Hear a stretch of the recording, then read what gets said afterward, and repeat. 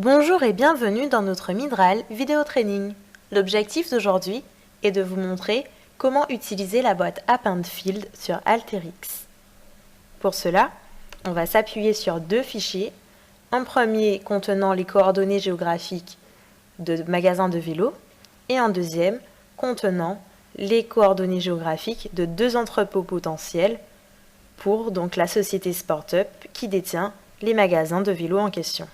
On va commencer par créer un nouveau workflow en cliquant sur New Workflow et on va se diriger vers le thème Favorite pour importer une boîte Input Data et sélectionner notre première source de données, à savoir les coordonnées géographiques des magasins.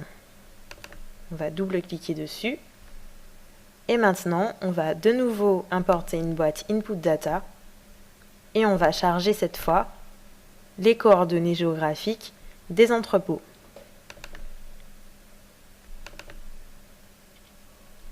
Maintenant, on va vouloir joindre les données issues de chacun des deux fichiers grâce à la boîte Append Field. Donc, on va faire un glisser-déposer de la boîte dans la zone de travail. La boîte Append Field a deux entrées, donc une entrée Target et une entrée source. Le but de la boîte sera donc de répartir les données provenant de l'input qui sera branché à l'entrée source à chacune des lignes de l'input qui sera branchée à l'entrée target. Donc, on va connecter les coordonnées des entrepôts à la source puisqu'on a uniquement deux potentiels entrepôts et les données sources doivent toujours être inférieures aux données target.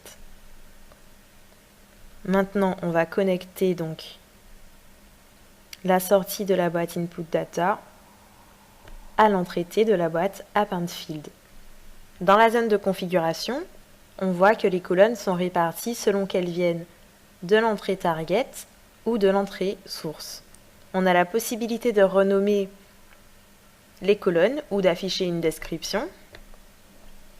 Ici, comme on avait dans chacun des fichiers une colonne longitude et une colonne latitude, celles de l'entrée source, donc les deuxièmes qui ont été reçues, ont été renommées automatiquement avec le préfixe source.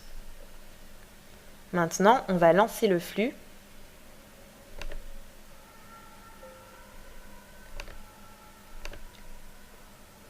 Donc ici, on voit donc la liste de nos magasins avec la longitude et la latitude. Et ici, on voit qu'on a donc chacun des entrepôts, pareil, avec la longitude et la latitude.